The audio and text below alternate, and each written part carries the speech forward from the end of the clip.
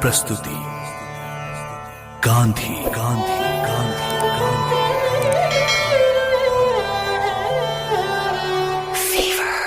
Sir Stafford Cripps, ये शख्स आया तो था आजादी का मसौदा तैयार करने, पर उसने सुनाई देश के टुकड़े करने वाली घिनौनी साजिश।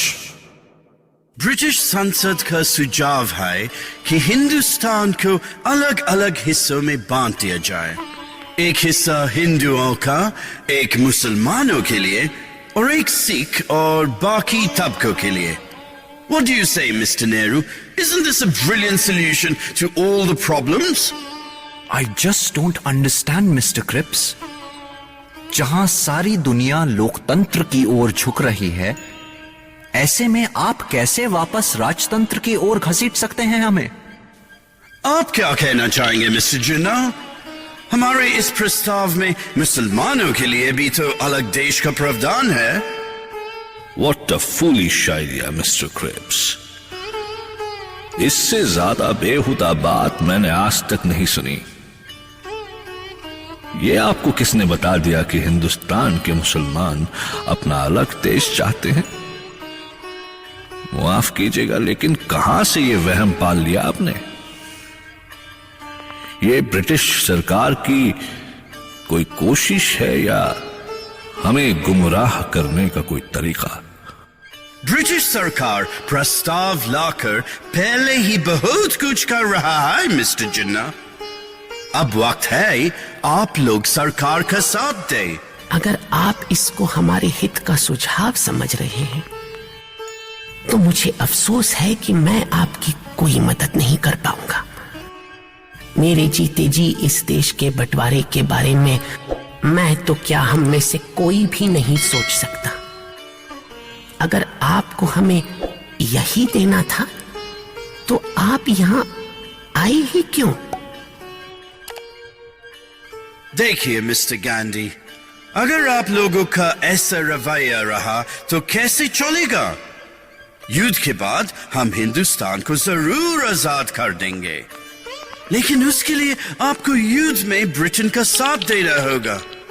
और अगर हमने ये देश अभी छोड़ दिया, तो क्या आपको लगता है ये देश इतना मेंटली प्रिपेयर्ड है कि खुद को संभाल सके?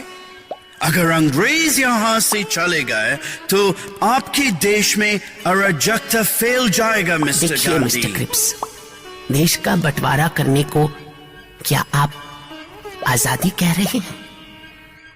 इस युद्ध में कोई भारतीय हिस्सा नहीं लेगा। मैं आपसे और सभी अंग्रेजों से हाथ जोड़कर विनती करता हूं कि शांतिपूर्ण तरीके से हिंदुस्तान को भगवान के हवाले छोड़ दीजिए। अगर इसमें अराजकता है तो आप होने दें, लेकिन अब आप हिंदुस्तान छोड़ दीजिए। मुझे इस बात का अफसोस है, पर मुझे लंदन जाकर कहना होगा कि हमारी बातचीत विफल रही। सबसे पहली आजादी की किरण अपने साथ देश के कई टुकड़ों में बंटवारे का अंधेरा लेकर आई थी, जिसे गांधी जी, नेहरू, जिन्ना, पटेल के साथ साथ सभी नेताओं ने सिरे से खारिज कर दिया। पूरा देश खुद को ठगा सा महसूस कर रहा था, और यही भाव बापू के मन में भी प्रबल था। देश भर के नेता बंबई में इकट्ठा हुए। जहां सारा विश्व युद्ध में लीन है, क्या भारत हमेशा ब्रिटिश शासन के अधीन रहेगा? अगर ऐसा हुआ तो भारत कभी अपना बचाव खुद नहीं कर पाएगा। ये गुलामी हमारी आत्मरक्षा को कमजोर बना रही है। बरतानी हुकूमत हिंदुस्तान से खत्म होनी चाहिए। सिर्फ और सिर्फ आजादी से ही हमारे देश की जनता को बाहर के आक्रमण का सामना करने की शक्ति मिलेगी। और यहां से शुरू हुई अंग्रेजों के ताबूत में आखिरी कील। पूरा देश गुलामी की जंजीरें तोड़ फेंकने को छटपटा रहा था। तब शुरू हुआ अंग्रेजों भारत छोड़ो आंदोलन। आजादी की सुबह में अब ज्यादा वक्त नहीं था, और ये सब मुमकिन था सिर्फ और सिर्फ एक शख्स की वजह से, जिसने अपने परिवार से ज्यादा देश की एकता के बारे में सोचा, जिसने अपने फायदे से ज्यादा आम लोगों के हितों का ख्याल रखा। और ये कहानी इसलिए कि अगर पोरबंदर गुजरात में वो महात्मा नहीं होता तो न मैं होता और न आप।